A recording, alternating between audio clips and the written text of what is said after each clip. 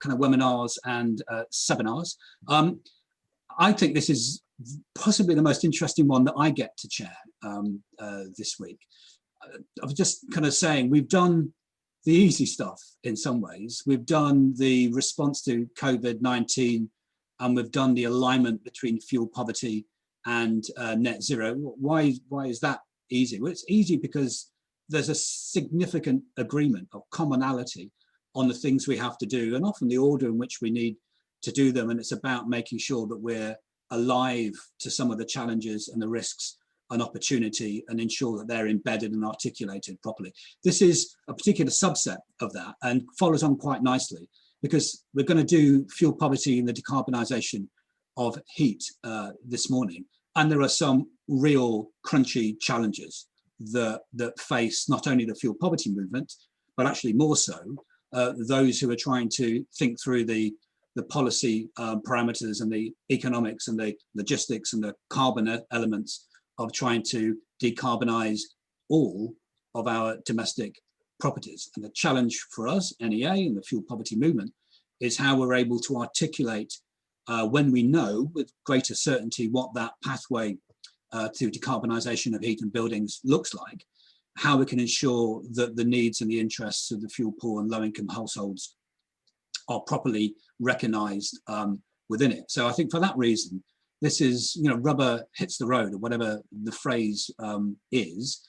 It has so many consequences and so many decisions, and if we're honest, so many interests are affected about what we do, how quickly we do it, and how we pay for it. So this is one of those sessions, and possibly the reason I'm looking forward to it is there is no anticipation of getting unanimity on the panel or even in the audience, and that's not what we're trying to set out to do. There are well-established, justifiable differences of opinions about the speed, the focus, the choices, and the urgency by which we need to travel down the path which we have to travel, which is to decarbonise all of the UK homes. And we'll undoubtedly hear from one of the panelists just how significant the carbon impact of how we heat homes and water domestically is across the UK. So that's probably why I'm quite excited, because I'm not expecting unanimity or even agreement, hopefully, but I'm hoping we do get some identification of the issues that we need as NEA and others to bear in mind and to force home when the details of the pathways to the decarbonisation of heat are clarified by government. I'll introduce the panelists in a minute, but just a few little bits and pieces from me. First of all, housekeeping. You can see us, we can't see you. You can interact with us, you can interact with each other actually on chat, and you can tell us if things aren't working and audio or visual isn't working through the chat function. If you want to ask a question though, it would be great if you could use the Q&A button at the bottom of your Zoom screen, because the NEA team will be trying to go through there and make sure that we're flagging all those questions, and the panelists themselves are able to see the Q&A. So if we don't spot the killer question, they may spot the killer question and come back to you. It is being recorded, and that recording is made available on YouTube. I'm not sure whether the chat is available on YouTube. Probably isn't. I think you can just follow it. But that's for the panelists to recognise that they are in perpetuity, in posterity, captured on that august platform. Clearly, there's no binary choice here between tackling fuel poverty and driving towards the decarbonisation of heat. Both have to happen. As I said at the beginning, the last couple of days looking at COVID and looking at net zero are two urgent challenges, where that urgency is experienced and expressed slightly differently. For NEA and for lots of other organisations on the call, the urgency is because we have open cases and we have clients who don't have heating systems and who need heating systems, and for whom economic benefits are really vital. Various tariff offers are important, and energy efficiency is always important, but who have a much more fundamental issue, not having a heating system, whether that's powered by gas, whether it's powered by oil, or whether that's powered by electricity or heat pumps through electricity. So we have that element of urgency, but the route to net zero is urgent, and in particular, plotting out the pathway is urgent, so people can understand what it involves, where investment needs to be, what the infrastructure challenges will be. So we have two urgent challenges which live in tension, because we know that some of the easy options for organizations helping the fuel poor is what's available. It's the gas installer supply chain, it's the fuel poverty gas network extension scheme, it's first-time central heating using gas, but also we want to ensure that the needs of the fuel poor are represented as we go through the decarbonisation process. So it's not a simple challenge. There's no easy answer. I'm torn at different days, talking to different people on different occasions in many directions about what I think is the overriding imperative for an organisation whose mission is very, very clearly to eradicate fuel poverty. So I'm not going to talk much longer other than to say what we're hoping for is a better understanding about how the pathway to the decarbonisation of heat can better benefit and protect people who have immediate and long-term heating needs, who have health and well-being imperatives and aspirations and motivations as well as carbon ones, for whom capital expenditure and payback periods is irrelevant because they're just never going to make those decisions, who are almost certainly living in inefficient homes, most of us are, maybe in the rented sector, who are in need of the sort of support, advice and consumer protection that everyone needs, but actually vulnerable low-income consumers need it most, and who may be at risk of an unfair distribution of policy costs. So for us, this is crunchy. I'm hoping this will inform what NEA does next. Keith is going to present to set the scene for us. He was one of the authors, along with Maxine Fruck, of a great paper that came out in 2016 on decarbonisation of heat and fuel poverty. And I feel that we need to go again on that and revisit that and think about how that looks in terms of the pathway. So I'm hoping that the conversation and the questions give us ideas about how we can frame NEA's next response to it. So I'm not going to introduce the panelists in great detail, and they will do that themselves, but I'm absolutely delighted that we've got such a strong and diverse kind of panel. Keith McLean has got a long history in the industry with SSE, but also as a consultant and someone who has probably the scars on your back from the time on the RHI inquiry in Northern Ireland, as well as being an incredibly insightful commentator on these things. Jan Rossino, who lots of people will know with experience from Oxford, a real advocate, not just in the decarbonisation of heat, but for us, and particularly on the primacy of energy efficiency in the housing stock. Matt Hindle, who's head of gas at ENA, I think been there for 3 odd years now, who's got the challenging task of trying to navigate members through not just the business of running GDNs, but I guess through the RIIO-2 process and all the challenges that places. And our own Helen Stockton, who's our head of research, who's a fount of knowledge on most of the things that we do. And I'm delighted that we finally had the good sense to bring her onto one of these platforms to speak about it. So Keith's going to set the scene, and then Jan, Matt and Helen will intervene. I hope you've got plenty of questions for us, and you get as much out of the day as we're hoping to get as well. So Keith, can I turn to you and we'll do the time-honoured sharing of screens. Okay, let's just see whether I can get that to work and at the right size. So there we go. Yes, thanks very much, Adam, for the introduction. You pretty much said it all. The presentation today is based a lot on the research that Maxine and I did for NEA back in 2016, and some of the numbers are perhaps getting a bit long in the tooth, but there isn't really anything else that's come out that gives us any better numbers, and the orders of magnitude and relativities of them I think are still absolutely valid. But if I just start off by underlining the different methodologies that there are for reducing carbon in the first instance. And the first one would be simply by lowering the consumption, and we can do that through building efficiency improvements and also operational efficiency through things like district heating, which can provide heat in a more efficient way than some of the other solutions. Or alternatively, we can look at the production side and find different ways of generating that heat in a low or zero carbon manner.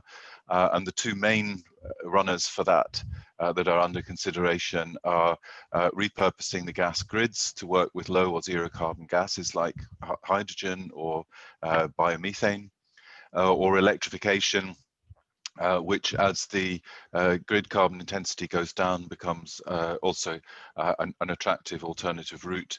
And that can be electrification directly, just with normal electric heaters or storage heaters, or more commonly being looked at now for their higher efficiency using heat pumps. Now, in doing that, there are potential impacts that we need to be aware of. And although energy efficiency solutions can reduce costs because they reduce how much is actually going to be consumed and have to be paid for, it's not expected that energy efficiency will be able to contribute much more than about 20% towards the decarbonisation target. So although it's important, it's not going to get us all of the way, which means that we do still have to look at means of decarbonising the supply side as well. Now, all of the options that are being looked at the moment are likely to be more expensive than the status quo, and that's likely to continue at least in the foreseeable future. And that means that overall decarbonisation, despite some efficiency improvements, is likely to cost the bill or the taxpayer more. And I'll come back a little bit to say a little bit more about the differentiation between the bill and the taxpayer, covering it later on. Now, the impacts are not going to be uniform across all households and are going to depend on things like how much consumption there is in a particular household, with different impacts for low and for high consumers. The different technologies will have different impacts as well as different costs. And the timing of the conversion over a 20-30 year period will also have make a difference to the impact it will have on different households. Income patterns and the types of households clearly play an important role in the affordability, and also how the extra costs are going to be paid for and by whom. And again, I'll come back to that in a little bit more detail. Now, this slide looks really complicated. It is quite complicated, and that is probably an important message to get across in itself, that this isn't a simple matter. What I'm trying to show with this is, first of all, that the different heating technologies, which are represented by the different colors, have very different profiles of costs, or additional costs, should I say, rather than absolute costs, because this is how much more it will cost over and above a gas boiler solution, which is taken as the standard. It also illustrates that those costs will fall on different players and in different ways. So the other thing it shows, the left and the right hand graph, is the impact that the household consumption would have. So on the left, we're showing a household that would use 10 megawatt hours per annum of heating, and the one on the right shows when it's double that. And just a few points in there that, as well as what often we see the focus on, which is how much the individual householder may have to pay, you can see that for different solutions there, if it's a fairly simple solution with direct electrification, there's not an awful lot of capital that needs to be paid. If we get to the situation where we can have hydrogen-ready boilers, which are pretty much the same cost as a standard gas boiler, then there's virtually no capital expenditure requirement for a household. Whereas if you go to a heat pump, then there's a very big impact. If you look at the other capital payments from distribution, that then shows that there may be requirements to invest in upgrading existing infrastructure, or indeed for district heating, installing new infrastructure, and those capital costs would then fall to the either the existing distribution gas or electricity distribution companies, or to the district heating companies that come along. And what you can also see is that the running costs will vary.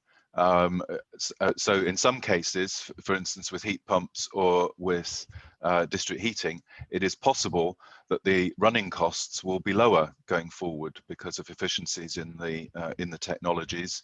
And what you can also see though for larger households is that the running costs, for instance, for a non-heat pump electric solution, they're pretty much off the scale on this graph on the right-hand side, because the fuel costs are so high. And therefore, even the total costs, adding all of these together, show a slightly different pattern with depending on the amount that an individual household will actually consume. And that has consequences, because you could look at the same house, and because of different residency patterns over the decades, you could put in a solution which is the better one for somebody using that house at 10 megawatt hours per annum. But if you then get a big family moving in with double that heat requirement, which obviously includes hot water, then you can find that the order of choice would actually change, which means that you can't simply say, well, we'll install the right solution for that particular type of housing without understanding the patterns of occupancy and the impacts of that as well. So it is a bit complicated, and I don't envy the decision makers who have got to weigh up all of these different factors, and it's perhaps one reason why we have had to wait so long, and are still waiting, as Diana Ross once sang, for the heat strategy and the building strategy to catch up and to tell us about all of this. So just a few numbers, and as I said, these are ones that we put together in 2016. I don't think that anything has changed vastly since then, but maybe other panelists will mention that. But it's really just to illustrate the order of magnitude of these impacts, the cost impacts that we're talking about. And this is all assuming that these additional costs would be paid for through bills rather than for taxation, through taxation. So if you look at the total additional annual costs for a household, whether made up of capital costs or running costs, the range there is somewhere between £200 and £800 potentially per household in additional costs that need to be paid for. Now, if you then take that and say that there's the first house ever converted and compare it with the last house converted 20 years later, if you've got 20 years of additional running costs because you're an early mover and go first, you could have additional costs of £4,000 to £16,000 over those 20-year period. So it's not really a great incentive to people to be amongst the first to convert, and therefore that is another factor that needs to be thought about. And as the graphs showed, that there are there's a big range of capital requirements that might be perhaps up to £15,000 per household for some of the heat pump solutions. And as I said, if it's possible to get no additional cost on hydrogen or hydrogen-ready boilers, then that would reduce it to virtually nothing. The running costs, the change in running costs can be £200 less than currently being paid, or significantly more. And as I say, that's off the scale on the graphs that I showed for direct electric heating. And if you look at those costs and just do just using the 10% way of calculating or if you look at the impact that would have on the 10% definition of fuel poverty. It has the potential to put somewhere between 500,000 and 2.5 million people additionally into fuel poverty if nothing else were done around that. So that's a very significant potential impact that really needs to be thought about. Now, we're in a position at the moment where we've got at least 3 different significant policy drivers working that we need to be considering in looking at this. I've been talking so far about decarbonisation, and clearly we have energy efficiency and fuel poverty as other really important considerations. And there is a spot in the middle of all of that where you have a win-win-win solution, that what you do for decarbonisation is also through energy efficiency, and also has a positive impact on fuel poverty. But that's not the case for a lot of other things. And in order to do everything that we need to for fuel poverty, for instance, we need to find other measures that aren't just about energy efficiency, or indeed, as we're saying, decarbonisation can actually make it worse. So we need to understand that that we were looking at these policy drivers. They don't always all give the same positive result, and therefore must be considered individually. Sorry, that should have come up previously. So just thinking of some of the other wider policy impacts in the area of fuel poverty, and the summary of what I've been saying so far is really that decarbonisation, and even more so the net zero compared to the 80%, which was in force when we were looking at this report, will require measures to be taken that will potentially adversely impact on fuel poverty.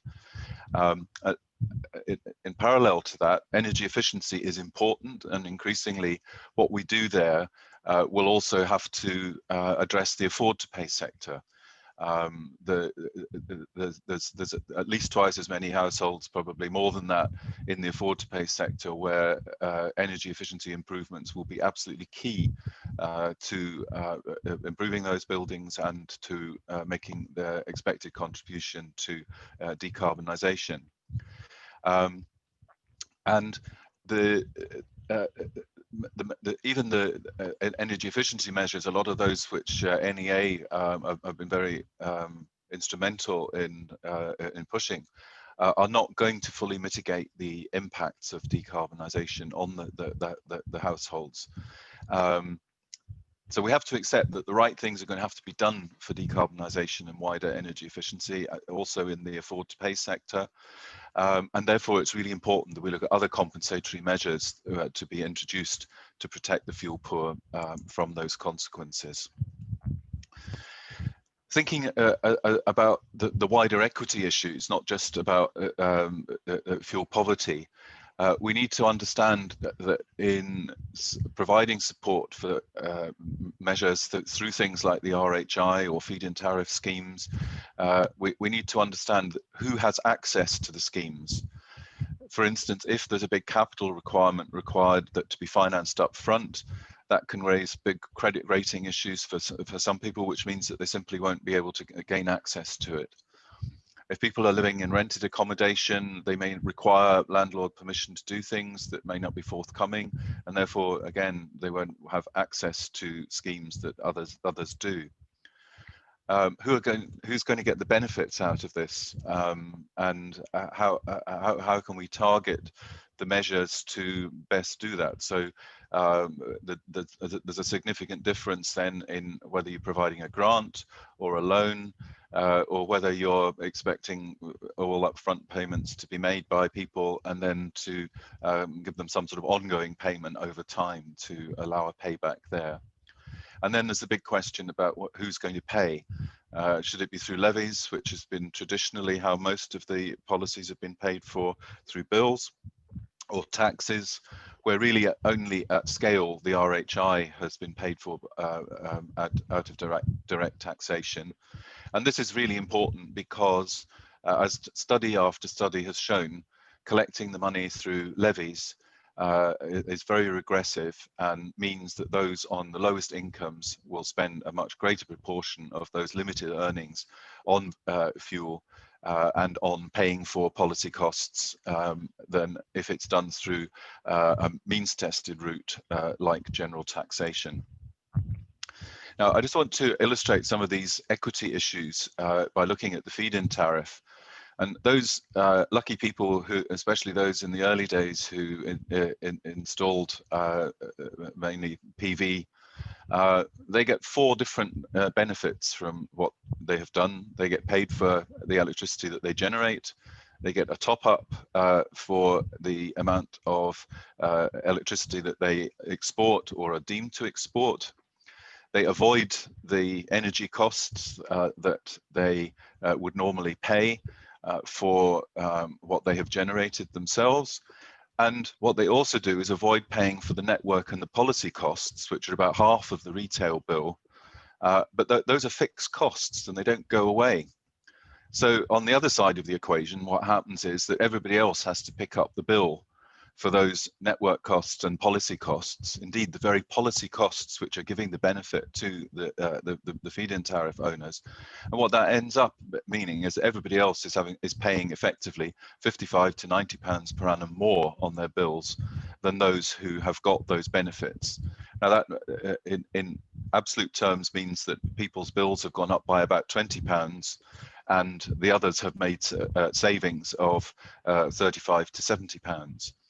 But that is a serious equity issue, and it's totally counterintuitive that people who are finding ways of avoiding paying network and policy costs are allowed to keep that benefit, and that everybody else has to pick it up as well.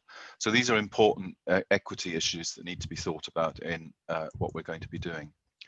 So finally, the conclusions that I think still stand that we came to in looking at this, that it's really important that we mitigate the adverse impacts of decarbonisation, because decarbonisation needs to be done, and we can't just say, right, we're not going to do it because it's going to impact on fuel poverty and equity.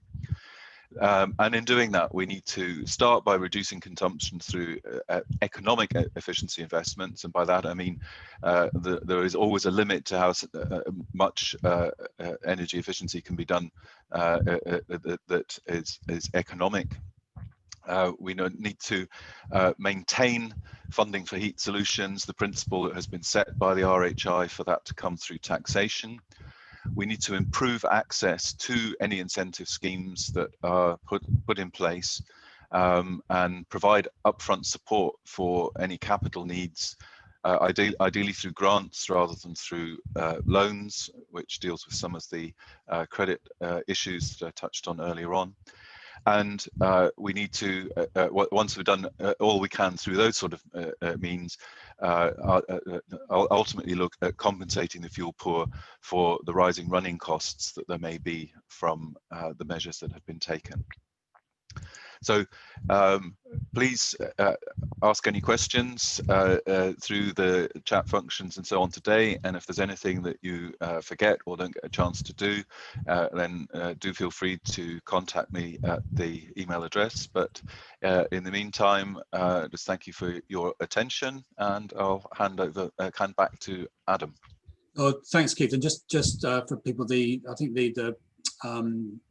the report, I think, has been made prominently available on our website or other means, so you'll be able to see the document in depth. Thanks, Keith. I mean, what I'm aware of is that I think many of the issues, the equity, fairness, the labeling of costs are still absolutely germane and stand up.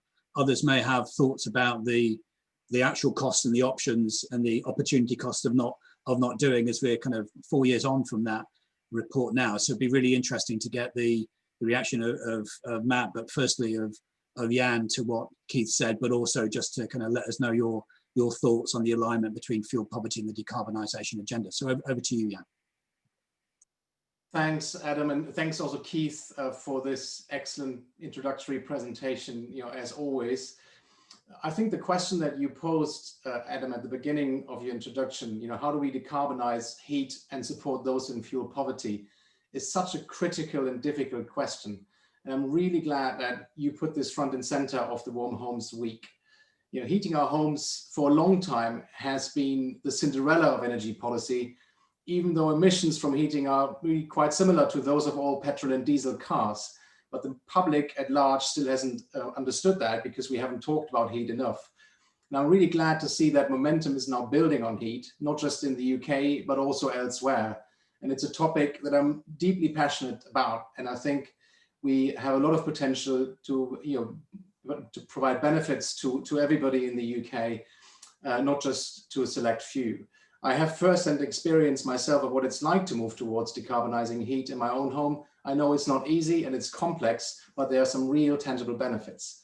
In the 5 minutes that I have this morning, I want to make 4 brief points in response to the question of how to decarbonize heat and support those in fuel poverty. I will talk about energy efficiency, as you would expect me to, program design, boiler prescriptions, and managed infrastructure transitions. My first point is on energy efficiency. Upgrading and efficient buildings is unavoidable, regardless of the fuel that we use to run the heating system. And I think this is a point where we probably have the most agreement amongst the panel. The poorest households will still be in energy poverty if we don't upgrade the leaky buildings they live in. Cold and damp homes will continue to negatively affect their health and the building occupants in those buildings. And we will burden the public health system if we don't sort out leaky buildings for that reason. Whether we use electricity, hydrogen, or district heating, leaky buildings will always cost occupants more to heat, especially if they are in poverty. And this means that the narrative that we can simply substitute the fuel with a low carbon fuel and avoid the expensive and complex task of retrofitting our inefficient buildings is deeply misleading in my view. We will have to improve the energy performance of all buildings, full stop. And I'm sure that we can all agree that this is a necessary step in all potential pathways to net zero carbon heating. For example, a heat pump won't run efficiently in a leaky home and cost a lot more in operating costs.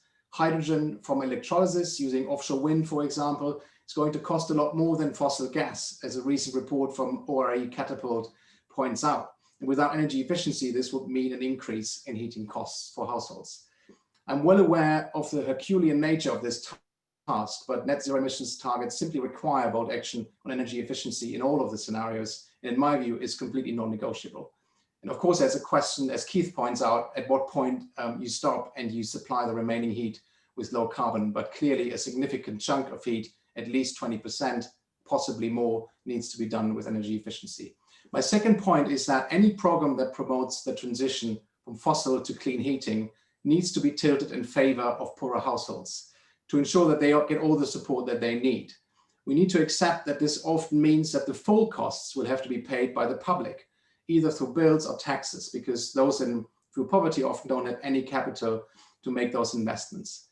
We also need programs, and Keith made that point very eloquently, for other households, including those in the able to pay sector. In the UK, we used to have a much broader range of programs, much better funded many years ago. And we had programs that supported all customers. And in my view, we need to significantly expand the existing offering and offer some level of support to all households, not just those that qualify under ECO, the energy company obligation, which we know does not cover all households in fuel poverty because of the eligibility criteria that are not particularly well targeted. And my third point is that there's a real risk, then Keith alluded to that as well, that the poorest households are being left with the expensive fossil fuel heating infrastructure if we are not careful. Many roadmaps for heat decarbonization, including those from the Climate Change Committee, for example, and recent UKIRK research, point out that the future of domestic heat is most likely to be dominated by electric and district heating. And existing government incentives in clean heat programs encourage a switch to better off households mainly at the moment to move away from fossil gas to renewable heating systems. But we have to ask ourselves really if we are leaving low-income customers behind in the energy transition and lock them into dependence on gas that may lead to higher costs in the future. Energy poverty programs in the UK have often relied on providing efficient gas boilers, and that has been justifiable, I think, in the past. But moving forward, we really have to ask ourselves the question whether there's a risk that stranded costs will be unfairly allocated to those who are still left on the fossil heating systems that they have been prescribed, sometimes even by doctors in pilot programs. My fourth and final point, and then I stop, is that the transition from one infrastructure to another really needs to be very carefully managed. And it's important that we recognize that timescales for infrastructure investments are very long. As households move away from gas, large parts of this infrastructure may become redundant, for example. And therefore, gas companies will need to recover their infrastructure investment over much shorter periods of time, potentially. And Keith already pointed out that fewer users of that infrastructure may require spreading the costs amongst a smaller number of customers, which means a cost increase. And this poses a big problem for those owning the assets, their shareholders, remaining customers, and the regulator. So we need to have, I think, an honest discussion about what that means for retiring infrastructure if we no longer need it. And there's a variety of ways of how this can be done. California has recently looked at that and identified 4 pathways of how a managed transition could take place.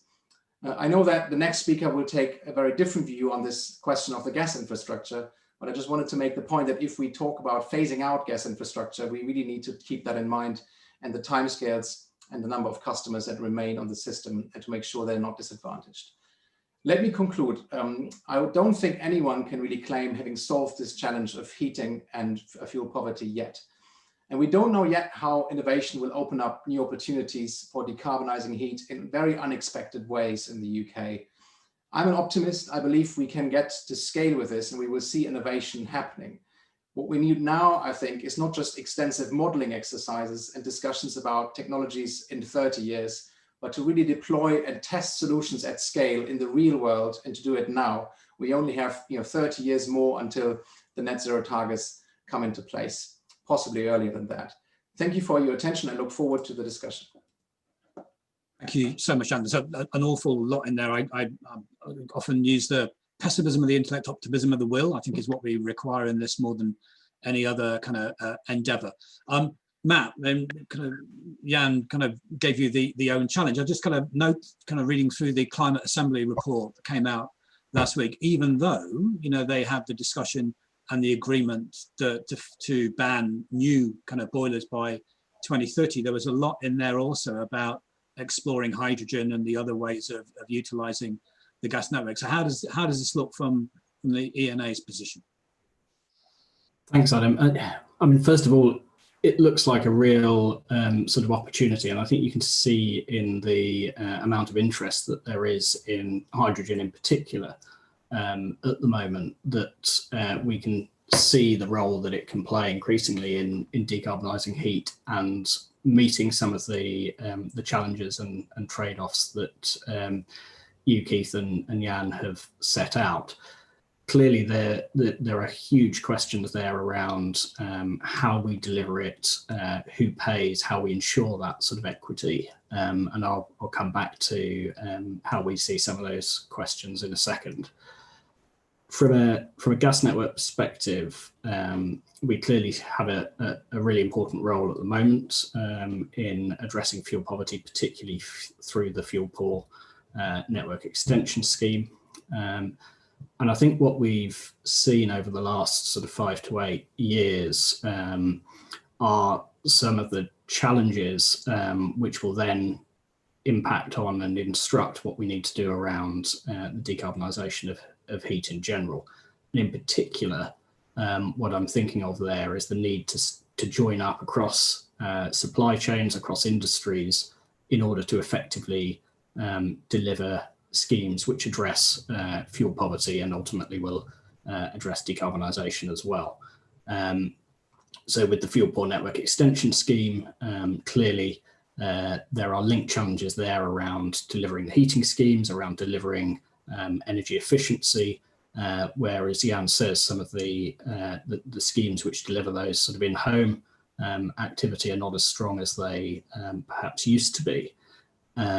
And that kind of link up between what we do on energy generation and production, what we do on networks, what we do directly with consumers is clearly going to be crucial to addressing decarbonisation and addressing fuel poverty at the same time.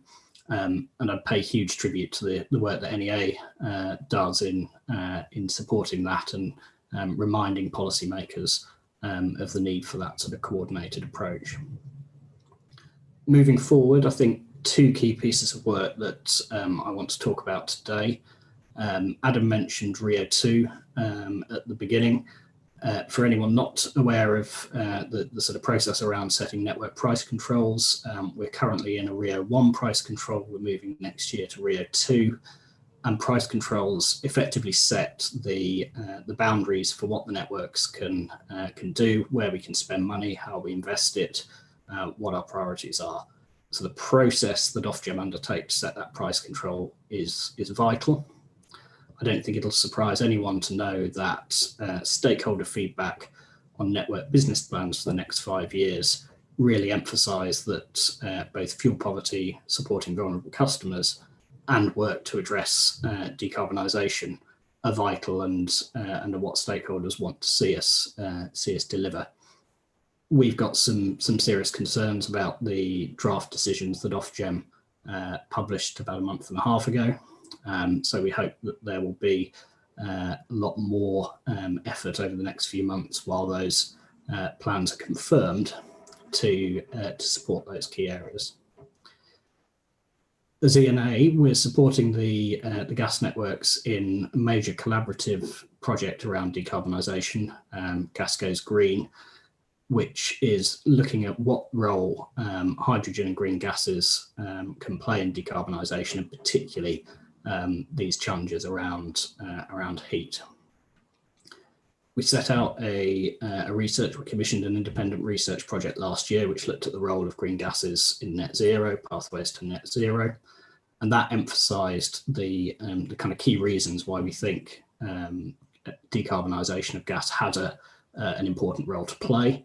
And fundamentally, that's around the overall cost efficiency of reaching net zero.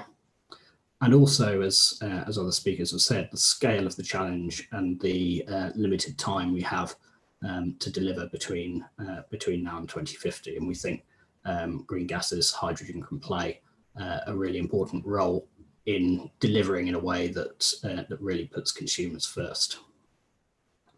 The technology side we're working through, and we're pretty confident on the deliverability of hydrogen conversion. It's really around how you join up that production through network through the consumer side. As Keith has said, hydrogen-ready boilers, which we think government could legislate for in the next couple of years, will make a huge amount of sense in terms of delivering hydrogen readiness at the consumer side in a very low cost and low disruption way. The real challenges, particularly for hydrogen conversion, are around that timing and coordination, and also the regionality. And this is where you get into some of the challenges that Jan laid out as well, where you have questions around who pays. So not just what's picked up on bills versus what's picked up by the taxpayer, but also regional dimensions. And I think this is vital, whatever your view of technology. We are going to see different solutions in different parts of the country, and we are going to need an approach which balances fairness, balances those costs across different regions as well as across different social groups. So that's a really important point I want to draw out of this. And that policy approach is exactly the same, one which is needed to take account of the sort of challenges Jan laid out around the potential for some parts of infrastructure to no longer be required or to need to be changed, and avoiding ending up with the poorest customers, the most vulnerable customers, with the highest bills for residual infrastructure. So we might have a slightly different view on the role for hydrogen, perhaps. But I fully agree that we need a policy approach that takes those sorts of issues into account. Just to finally say, other speakers have mentioned, but this is a really important time in terms of policy making. The heat and building strategy, the hydrogen strategy need to take all of these issues into account and see this as a really joined up problem. That's what we hope to see. And that's joining up not just the challenges around heat decarbonisation and fuel poverty, but also in our wider economic context, how we address some of the other kind of challenges facing us, particularly around economic recovery, around the potential for developing low carbon industry, and of course low carbon transport as well. All of those problems are interconnected, and we need those solutions to be interconnected as well. And I will leave that there. Thanks, Adam. Thanks, Matt. Kind of very much for that. I think that we probably should have got a DNO as well, because of the infrastructure, or your colleague in the electricity side, to get the reflections on that as well. But what I'd like to say first of all is, and I know that Helen won't kind of differ from this. It's so good to see unanimity on one thing at least, which is that the focus on energy efficiency of properties should be given, and should be given more in order to maximise those kind of inevitable benefits. Helen, over to you for a little bit more from NEA. Hi, good morning, everyone. Thank you to Keith for your excellent presentation, giving some insights and setting out the issues as they relate to decarbonisation, social equity and fuel poverty, and also thanks to Jan and Matthew for outlining their positions too. There are two key questions that I think the session addressed. So how the pathway to low carbon heating navigate longer term carbon goals, but then also in doing so, how can we consider or think about meeting the needs of those who are on low incomes and living in cold homes right now, and then also during their journey in the transition too. So in considering these, I came up with three main issues which I think are key to the debate. The first of these is putting people at the heart of energy transitions. Decarbonising heat is one of the biggest challenges in meeting net zero 2050 target. It's also a challenge that will have a direct impact on fuel poor households, yet will represent a material change for all of us and all households. Shifting from centralised to more decentralised approaches, and more of a focus on people and the way that we heat our homes, people's energy needs, how people use and consume energy, and what the motivations, social norms and habitual practices are that shape all of these.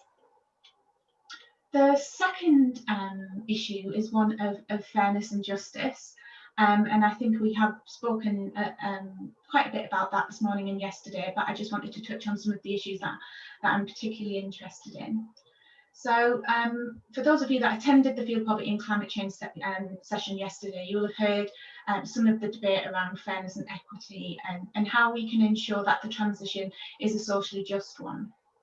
This debate, I think, is critical to the decarbonisation discussion, not just how we consider the distribution of costs and benefits that will derive from decarbonising heat, but also issues around recognition and participatory justice. Taking people, including the most vulnerable, with us on the transition journey is vital, not just so that their views, concerns and vulnerabilities can be accounted for, but so that they have equal and fair opportunity to participate and benefit. And critically, so we can ensure that vulnerabilities are not exacerbated. As Adam said yesterday, for those of you that were in session, some of the concepts used when we talk about energy justice and social justice can be a bit difficult. The concepts can be a little bit slippery, particularly when we try to take them from a conceptual framework and apply them in very real terms in policy and practice. So what do they mean in practice, or how can we use them to help shape our plans and what we do? Nevertheless, I think that less well-known concepts from the energy and social justice discourses, such as participatory justice and recognition justice, rather than distributional justice, which I think is much more common. We're fairly comfortable with that. We fairly understand quite well what that means. But issues such as participatory justice and recognition justice, I think, are less well understood in practical terms, but will be central to helping us to get the transition right, so that no households are left behind. The third point that I wanted to make was around how we can support households through the transition. The decarbonisation of heat will bring challenges and corresponding opportunities around cost, the structure of the energy market, the mass rollout of new technologies, some of which people will be very unfamiliar with. And we need to think about how we have early conversations to bring those issues to the fore quite early on, and issues around engagement, as well as risks for low-income and fuel-poor households. But that said, I think there are some early steps that can be taken to ensure that the protections and systems are in place to help us along the way. Prioritising energy efficiency for fuel-poor households, the extension of programmes like a warm home discount to rebalance some of the inequity that we see in energy bill levies, and ensuring that there is upfront cost support to allow fuel-poor households to take up new technologies. However, I think there are also some lessons that we can learn from the past. Energy transitions are not new. We are talking about them a lot, but we've had them before. For example, our reliance on what might be considered nowadays to be renewable sources such as wind, wood and water in pre-industrial times, and the transition to coal and fossil fuel reliance, the transition from town gas to natural gas, and some of the mini transitions that we see today, such as transitioning from solid fuel to natural gas.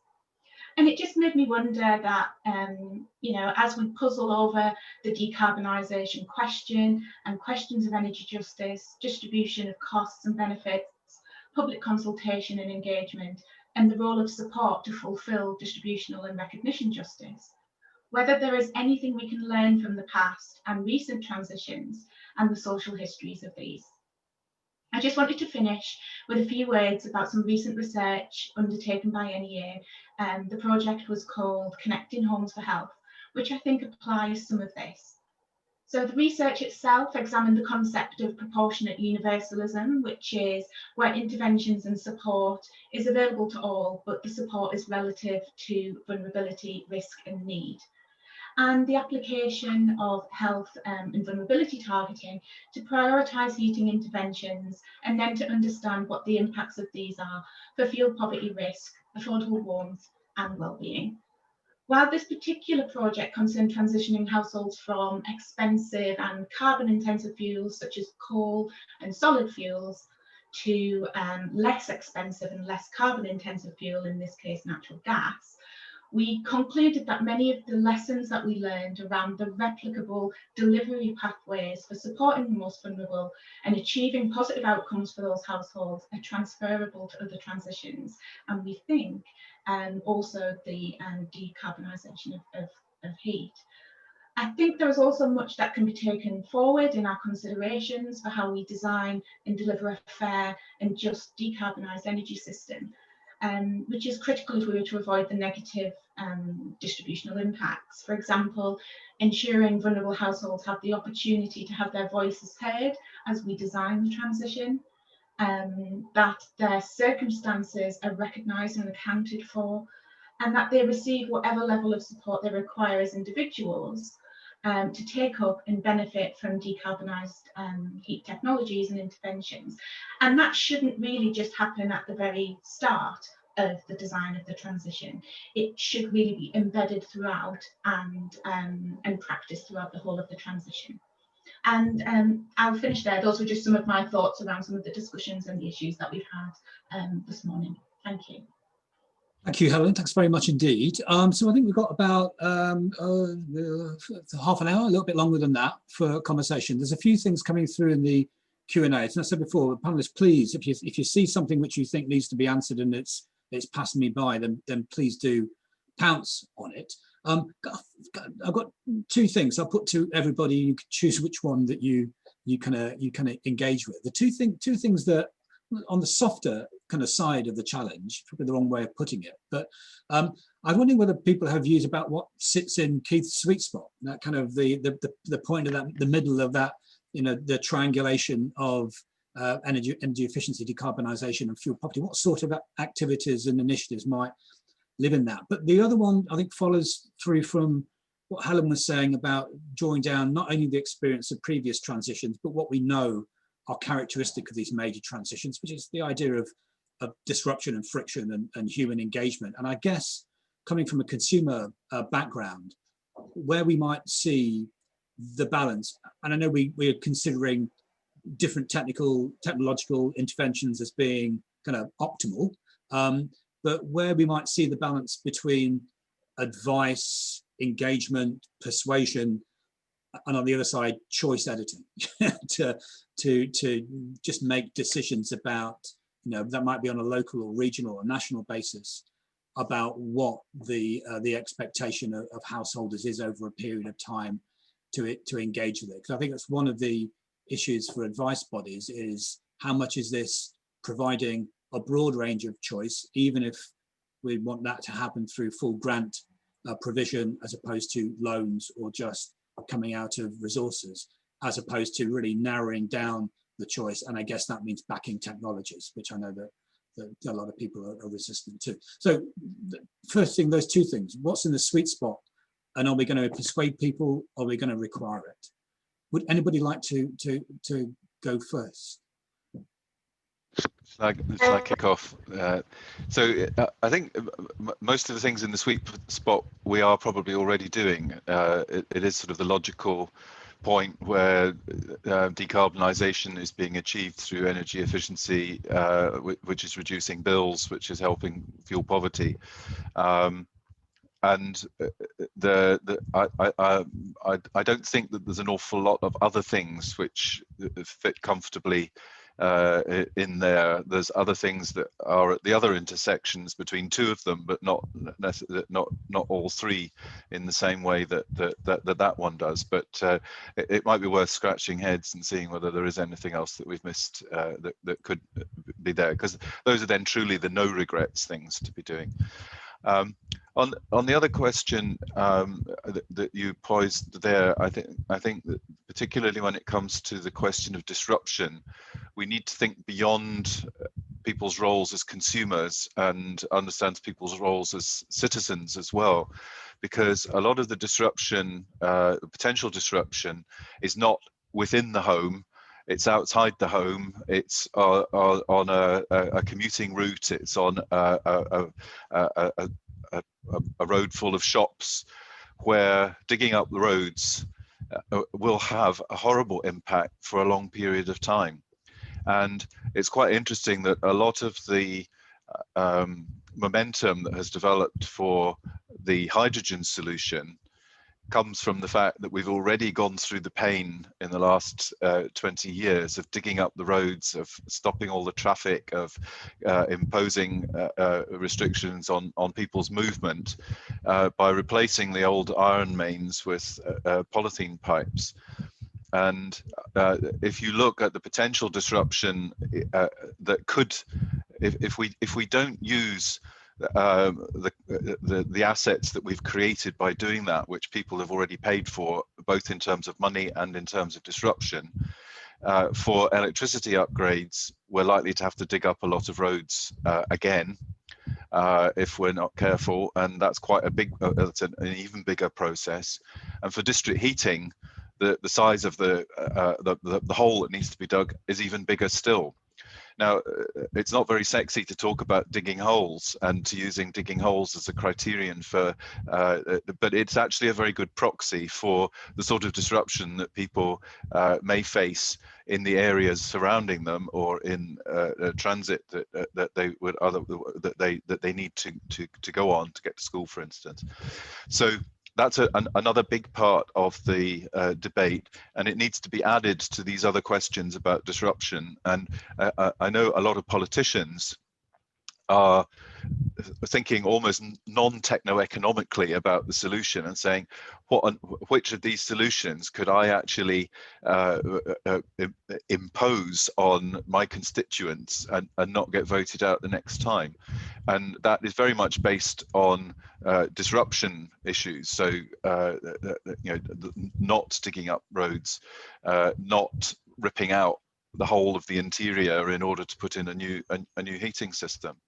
So I think we just have to understand that there are these other factors, and they're driven as much by politics, as much by our other roles in life as citizens, rather than our specific role as a householder, and thinking only about what's happening in our own home.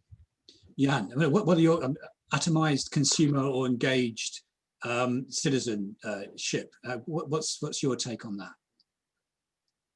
Well, I think the first step is that we have a national conversation about the topic, and that hasn't happened yet, or maybe it's beginning to happen, with events like this, and also more attention being paid to the heat topic more generally, in Parliament and by ministers.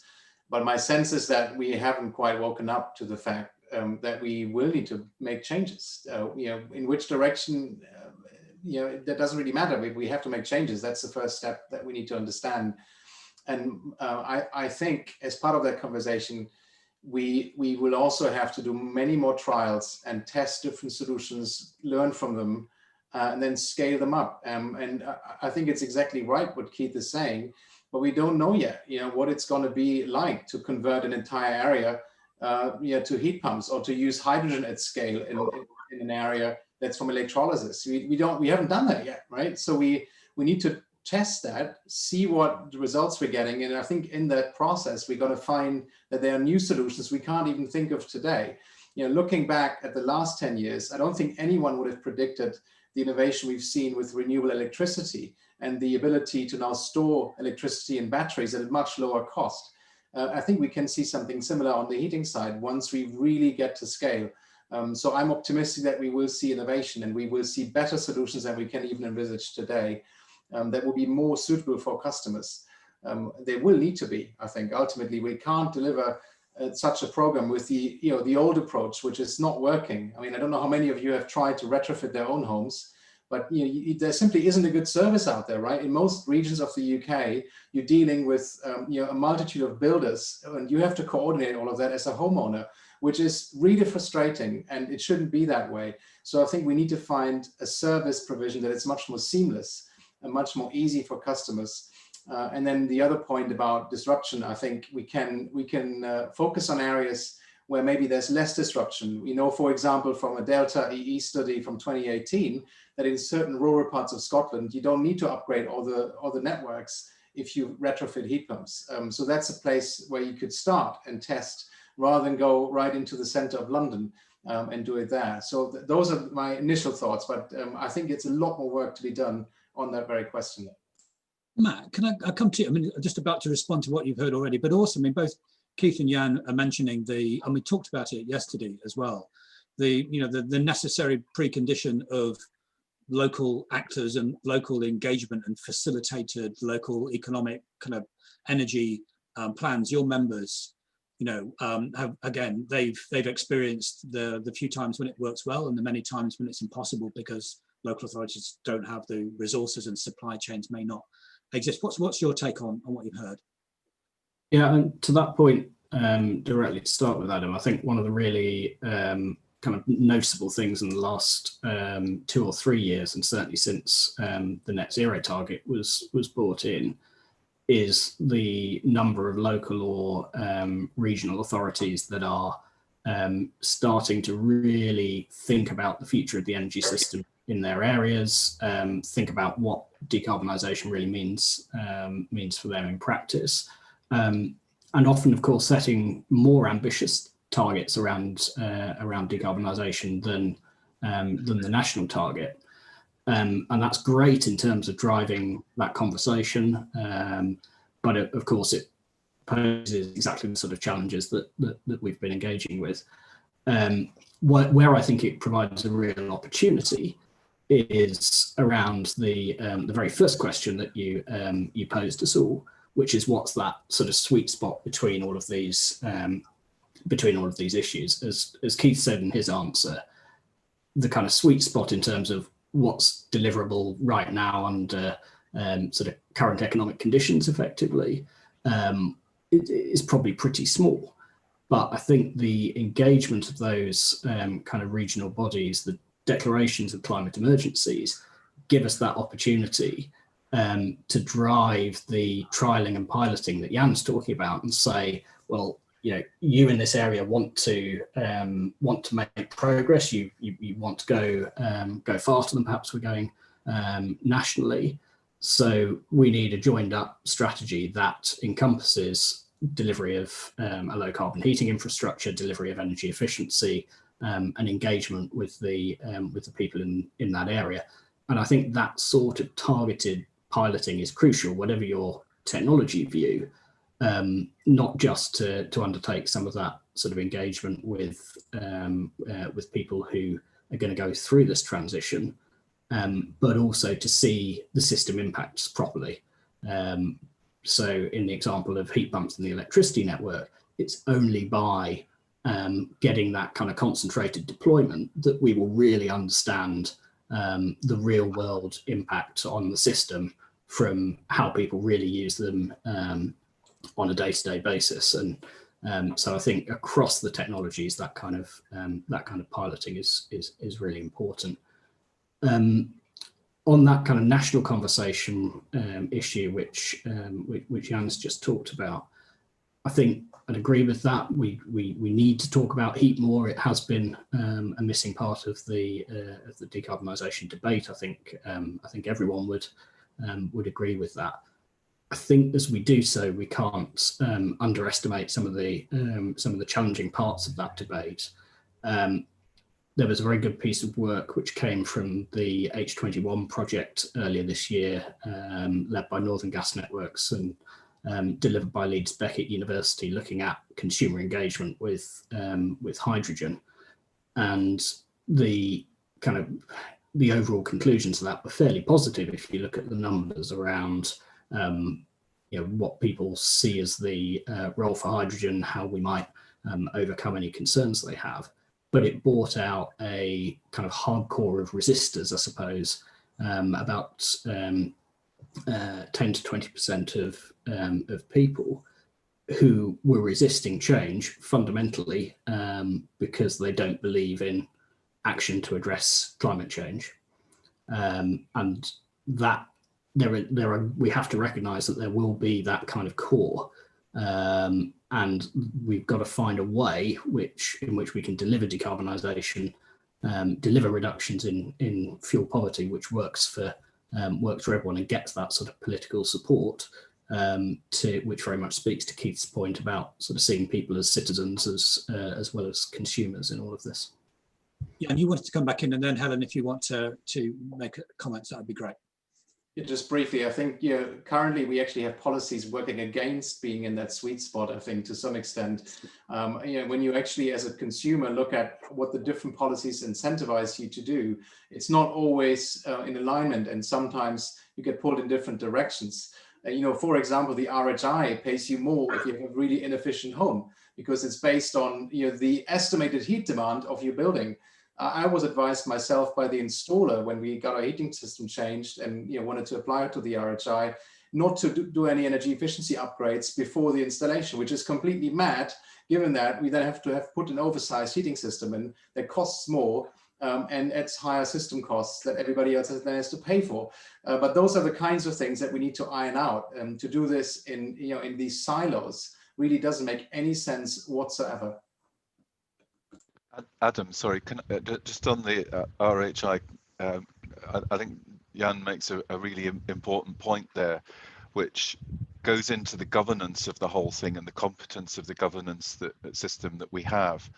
The learnings from Northern Ireland and the RHI are quite horrific when it comes to showing examples for the decisions that are being made. But part of the problem is that the people who are making the decisions, many of the poor civil servants, just haven't been given the skill set that they need and the knowledge that they need in order to make the right decisions.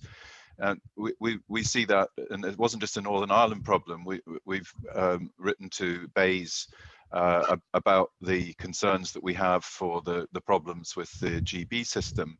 And we think that because of the mistakes that they made in determining that gas would be the counterfactual fuel, they have set tariffs way higher than they needed to be, and that we're probably overcompensating people by about £4 billion over the course of the event, and that because of Ofgem's interpretation of the regulations, which allowed people to put 5 100 kilowatt boilers in instead of a 500 kilowatt one and access the higher tariffs. That again, that over the course of the program, there's probably about £2 billion being spent to overcompensate people beyond the level of rate of return that they had before. So whatever we do, we need to find a governance system that is capable of making the right decisions, and then if they make them wrong, to do something about it, not just say, right, well, we made that one and we'll continue and then pass on to a new set of civil servants who don't have any of that experience. There's some really fundamental challenges in there, and RHI is only one of the many schemes that you could analyze and see just how much money is being wasted. Overcompensation, which automatically kind of overshadows the Green Homes Grant. I'll come to Helen, and then maybe we can think about the architecture of the types of program that are available and what we should do about them. Jan, you mentioned Eco, RHI. We've got the Green Homes Grant, and hopefully the prospect still of the manifesto commitment to HUGs. I know a lot of this is just in England. Which has decarbonisation as a prerequisite, or at least as a really strong feature of that sort of activity. But Helen, I haven't been coming to you. Thank you. No, I'm really interested in the idea of disruption, as Keith and I think Matt spoke about as well. But rather than disruption in the terms that we've spoken about, it's disruption to households' energy practices and the way that people engage with energy. I think what's quite interesting there is that if we can anticipate or understand what some of that is, we can try to act to mitigate that. I think in understanding the kinds of disruption that might occur, we might also be better placed to understand new or emergent vulnerabilities. So often we'll talk about vulnerability as if it's one thing and it's the same thing for everyone, but actually it's much more complex than that. It's often very transient, and those little changes or disruptions, either in an infrastructure sense or a household kind of energy needs, energy demand sense, can give rise to new vulnerability. I think we've seen that with COVID being particularly disruptive in many ways, but also that disruption leading to new vulnerability. So people who we might not previously have considered as being at risk of fuel poverty or particularly vulnerable, moving into that very vulnerable space, and thinking about what those might be. I also wanted to talk a little bit about how we might manage expectations, not over-promising, but having a very kind of open and frank conversation with citizens about what decarbonisation of heat will mean, both in and particularly targeting communications around that to how it will benefit not just them as individuals but their community as a whole. I think could be a useful conversation to have. In terms of managing expectations, just being very careful around that, in that any early damage done could have a very long-term impact in terms of rollout and acceptance, particularly among people who are difficult to engage or might be difficult to get on board initially. So thank you, Helen. I'm going to come back to this point about, because you did mention the eco scheme and what we need to do for universality of all housing groups. So I'd like if people have their favourite, Keith, you've already gone on RHI, but other people have their favourite programs or policies to pull apart or to demand more of. And then let me kind of put this one now, and not just because it's from Jenny Saunders, but partly because it's from Jenny Saunders, which is what panelists would like to see in the government's anticipated heat and building strategy in terms of the policies and delivery mechanisms that will reduce the tensions between meeting net zero and fuel poverty targets. Jenny put a question down yesterday, I didn't ask it, and I've been living in dread ever since. If it's okay, I'll come in. Sorry, Helen, on you go. I was just going to say, I think, Keith, it was yourself who was talking about kind of fuel poverty measures that, measures that aren't just about decarbonisation and energy efficiency if we're going to tackle fuel poverty. And I was just wondering, if some of the policies that we're talking about might include things like fuel bill support, energy advice, income maximisation. So that don't sit in the decarbonisation camp, don't necessarily sit in the energy efficiency camp, maybe the advice bit does a little bit, but will help. You know, you're saying that the increase in the number of fuel poor households could be anywhere between 500,000 and I think it was just over 2 million. So these are some of the other kind of policy mechanisms that we need to think about in terms of how to bridge that gap. Yeah, I agree with that. I think it's dealing with the poverty part and not just the fuel part. And you know, poverty and the impacts of poverty extend way beyond not being able to heat. It's can't eat, can't move around, or whatever. So I do think there needs to be a parallel focus on what needs to be done on the income side and income support. If I address directly Jenny's question, though, I think one of the things that we need to think about are how these programs would be rolled out. And I was reminded of a report that WWF did in looking at rolling out energy efficiency measures in Scotland using community benefit funds from wind farms. And what they did, or what the programs were run by the Energy Agency in Scotland, and they were done on a locational basis. And what was really interesting, so street by street, basically.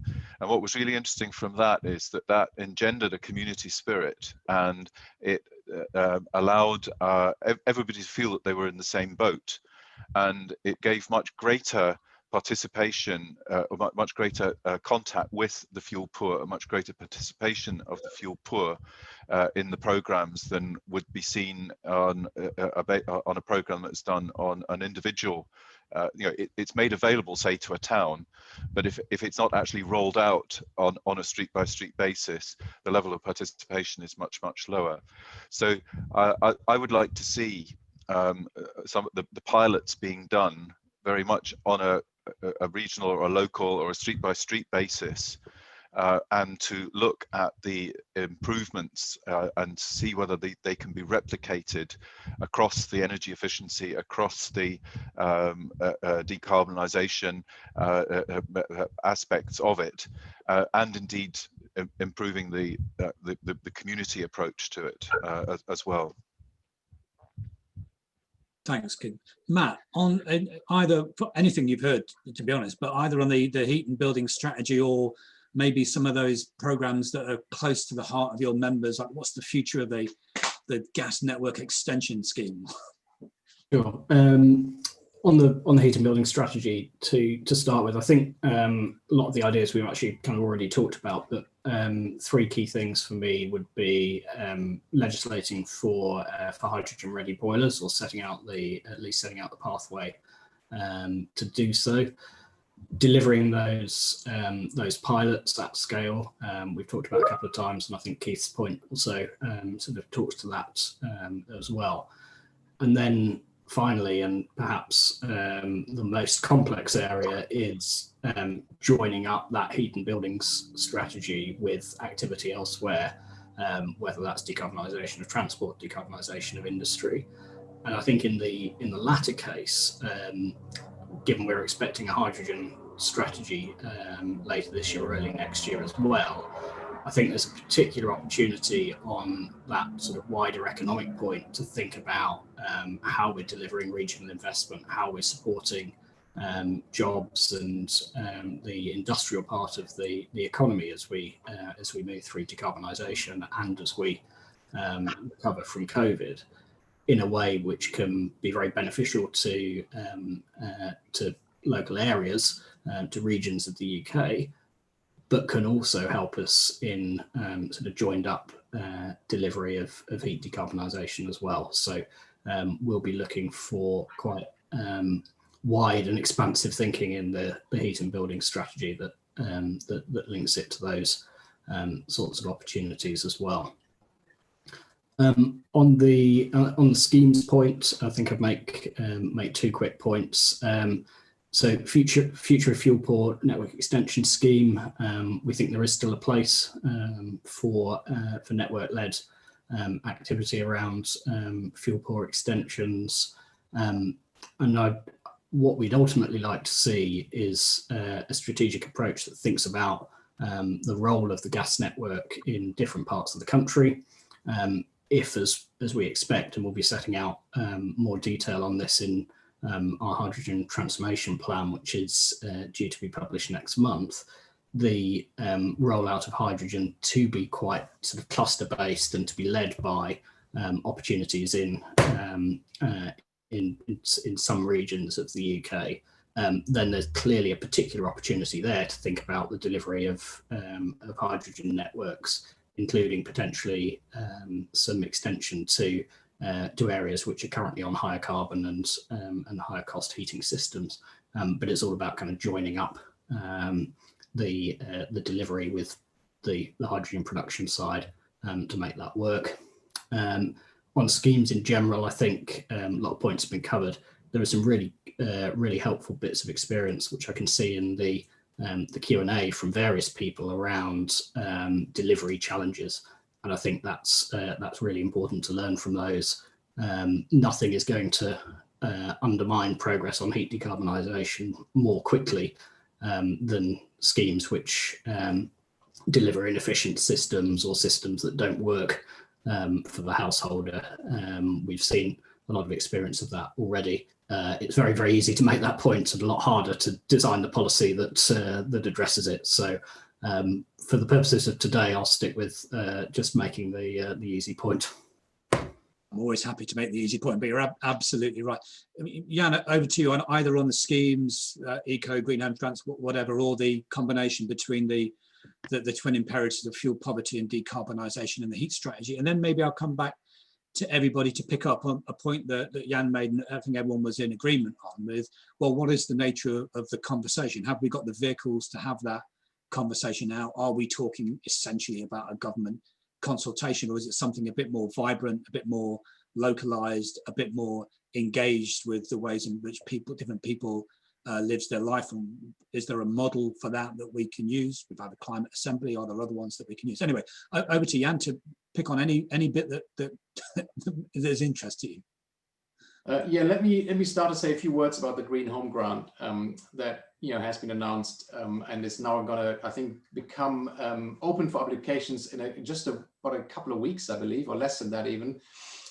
Yeah, and I've applauded the increase in spending, but I think there's a real risk that if we get this wrong, and we repeat some of the disaster that we've seen with the Green Deal, and if we roll out badly installed energy efficiency, that we actually do a disfavor to energy efficiency and decarbonized heating.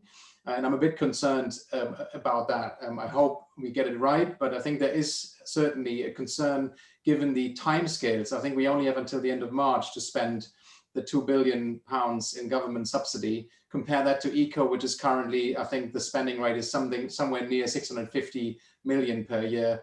You can do the maths yourself, but it's a significant increase in activity, and asking the market to scale up that quickly will cause issues inevitably. So looking forward to the heat and building strategy, I think what's important is to move away from this short-termism and really think backwards. And Keith has set those numbers out in the report, which I read in preparation for this session. Per week, we need to convert about 20,000 homes in the UK to meet the 2050 targets.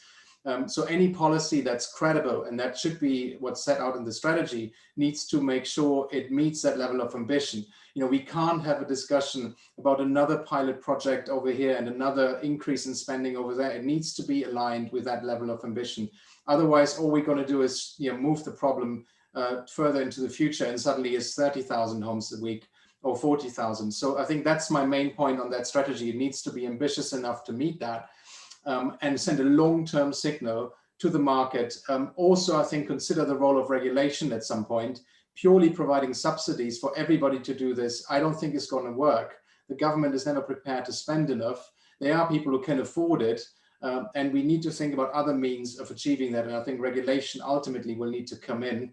And we need to have an honest conversation of what that can look like. So those are my points on that.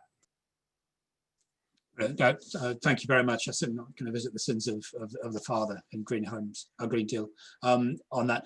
On the conversation, so there's three things actually that strike me. One is, I think I would absolutely agree that it's crying out for it, given where we are in the pathway, the trajectory towards even thinking about how we would decarbonise all of the UK's homes. But then there's the complexity of it, the different local kind of consequences and characteristics of delivering it. What might a conversation that enables people to participate and doesn't just terrify them because of the complexity of the issues, what might that look like? And that's not a trivial or frivolous kind of conversation, kind of point to make, because I think it is the points of friction and the points of disruption and the points of buy-in and the political anxieties and the need for consistencies and the need to be able to understand what the costs of an ambitious program are fundamentally political issues.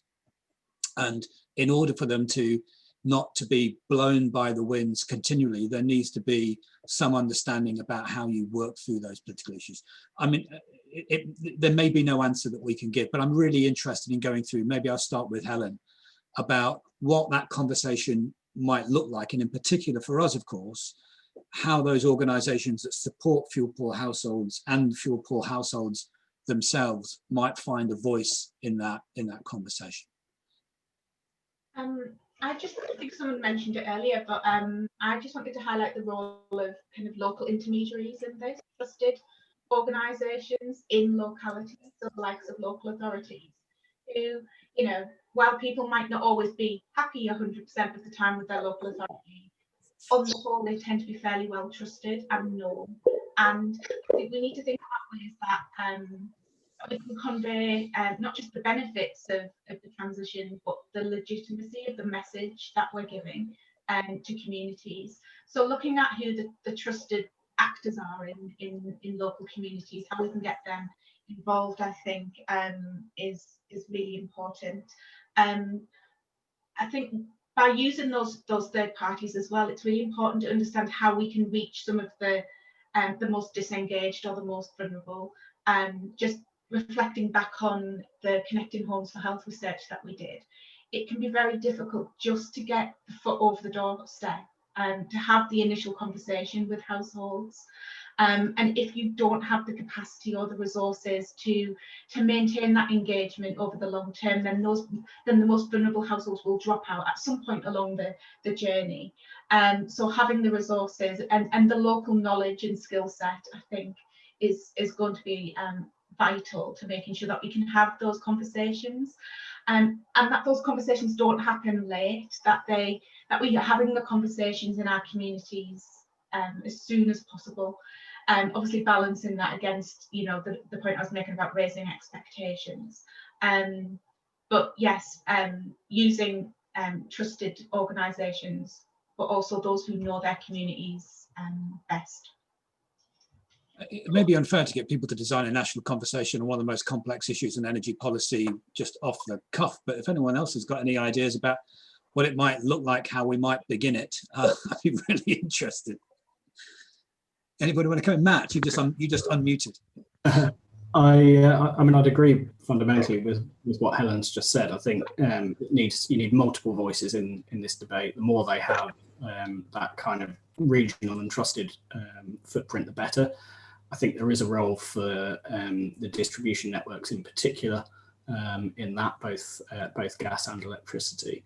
But the main thing I'd say is it can't be one group that's responsible. You need that join up, and it goes right back to the point I made at the very start about the kind of experience from current delivery in areas like the Fuel Pool Network Extension Scheme, where you need that join up between the network activity and the in-home delivery partners. So I think there's a lot we can take from that about how the conversation can happen.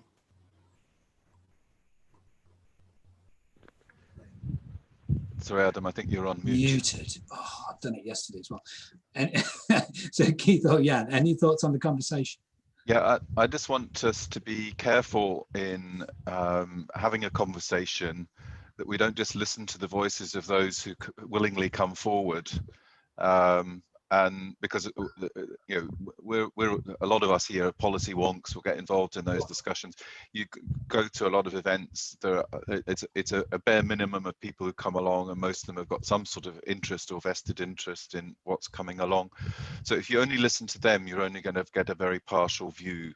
And there are an awful lot of people who either can't or won't engage in the energy debate, won't see themselves as competent to do so, or just can't be bothered.